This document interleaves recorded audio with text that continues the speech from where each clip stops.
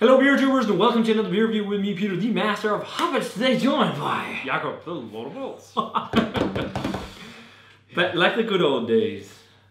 I think a lot of people have missed you on the channel. Yeah, it's been quite a while. Yeah, it's been a while. This is back to the OG days of Master of Hoppets. Yes. I'm back in Denmark for good.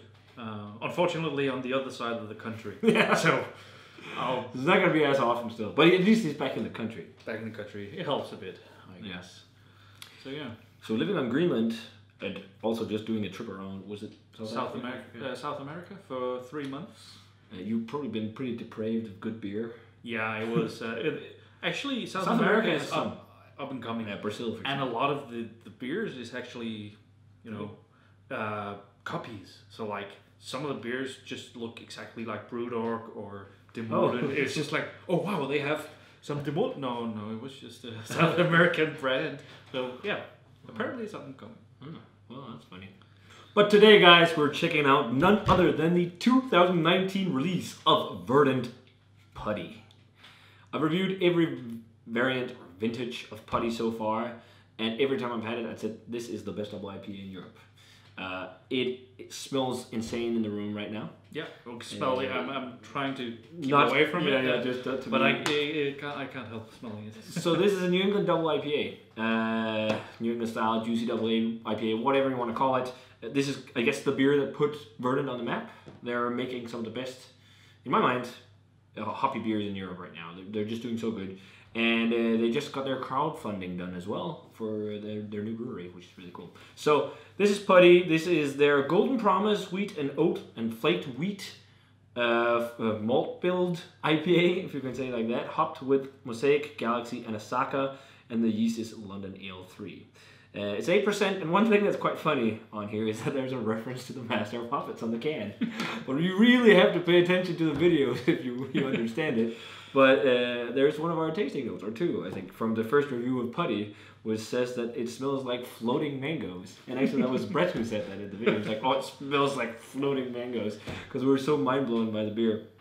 And then I think I was talking about huge apricot and stone fruit and all this. And it was funny because I was talking to James at Brewing festival in Germany for breweries and getting new beer and whatnot. And he was like, we thought about doing a beer called Floating Mangoes because of your tasting it, which is funny. So that's awesome you included that on a can of freaking Putty, guys. You need to take royalties for that. But I can't wait to try this one. You've never had it, right? Nope, I haven't. Have you ever had any Verdant? No, I don't think so. I haven't. I haven't been able to look into the beer scene, but I've seen some of the labels around. So. Yeah, and this one made it to Denmark this time around, which is crazy. They got it on Mikkeler's web shop and in their bottle shop, and it was fairly cheap, and I got a few cans. Not just one for once, so that's awesome. This one was canned on the 14th of January, so this is just 2 weeks. 2 weeks plus old. Super fresh. Can't wait to try this. So pours a super hazy golden yellow color. The head was a little bit frothier at the start, but but look, you can really easily generate one. Which is pretty impressive because a lot of these New England IPAs, it's really hard to do. And it's funny, they actually said that they're not sure if they're going to brew this beer again because it's just a crazy beer to brew and so much hops in there and whatnot. But hey, look, it's back. I hope they keep it as a year-round rotation, but it looks great. Yep. Let's check out the Aroma on Putty. Oh, that aroma is just so intense. Oh my god. Yeah. Sweet. I really just want to drink this, just slug it straight away. Super sweet citrus forward this time around. I think I'm getting a lot of that. And it's also definitely got floating mangoes. Maybe even floating papayas. Yeah, and some apricot as well, kind of. But definitely like this nice juicy sweet honeydew melon or cantaloupe melon character from the Galaxy hops as well. It's like a very nice melange of different flavors. And it like just screams juice bomb. Like it's super juicy. And fresh and...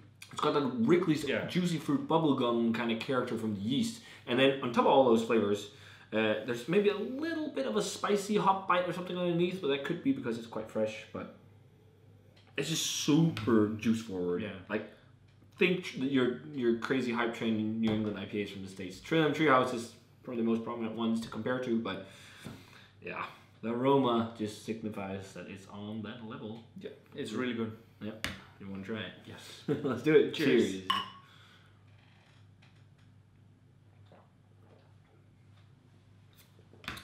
Holy fuck! Oh, that is so good. And I have 4 more cans to drink. It's juicy. It's really, really juicy. It's like so perfect temperature. Yeah, perfect temperature. It's it's so not straight juicy. from the refrigerator. It maybe It's 20 minutes out or something. yeah. But yeah, juicy like a mixed multi-juice, you know, breakfast juice. The mouthfeel on the beer as well. It's so pillowy and soft. And just creamy and coating.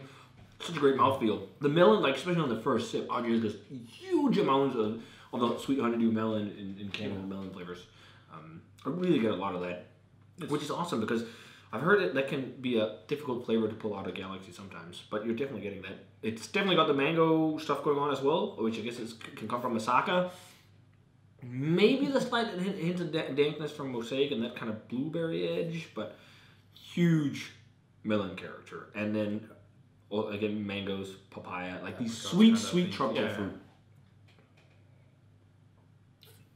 The weird thing is, drinking this, I kind of feel like, you know, taking a sip of pineapple juice. Kind of like, it's like that mouth feel. Yeah. It's not the taste, but the feel of... But I think there's a little bit of mango flavor to it as well. Or pineapple. Pineapple, yes. Yeah, for sure. I see what you mean. The color, I mean, it also kind of looks like pineapple juice, really. Yeah. I mean... A little less see-through. Yeah. But seriously, people in the US, I don't know how much they made of it this time around, but I really think they should try it. If any of you guys from the US are watching right now, you should try it. And I'm not just saying that because I have 4 cans in the fridge. And you want to trade them. I kind of want to drink them. Yeah. But you should definitely try and get some putty because I think this is it's on par, if not better, than a lot of the stuff I tried over in the States. I tried so many juice bombs this summer. I think it's with the upper echelons of American breweries' juice bombs. And interesting, well, it gets a lot of hype in Europe, but I don't see many people in the States talk about this stuff. But yeah, I guess to each his own. Yeah. But yeah, great flavors, as I said. It's if you love the sweet, juicy, tropical, juice bomby flavors, you'll love this. And this is just the perfect juice bomb. If you like the New England IPA. It's got the soft mouthfeel. It's got the juicy esters, the juicy profile, the wiggly juicy fruit profile from the yeast. You're getting the juiciness of the hops. It has just a little bit of bitterness. It's not a lot, but a little bit just to let it know it's there, that you know it's there. Just a little bit to kind of balance out a bit of the hoppiness.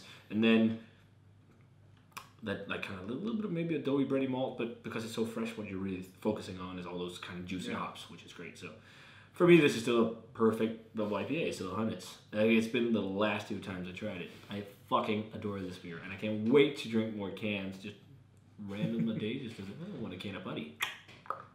That'd be great. Yeah. I haven't had that many New England IPAs, but kind of like from Greenland seeing that the haze craze was, you know, weird. But I totally agree, this is up there. It's one of the best IPAs I've had. And rating wise, I don't know if I can go 100 because I don't know much about it. But you kind of dropped off a little bit before this started getting exactly. around Heady Topper. Yeah, exactly. The start, it was inkling. And then it was like yeah, exactly. Hazy.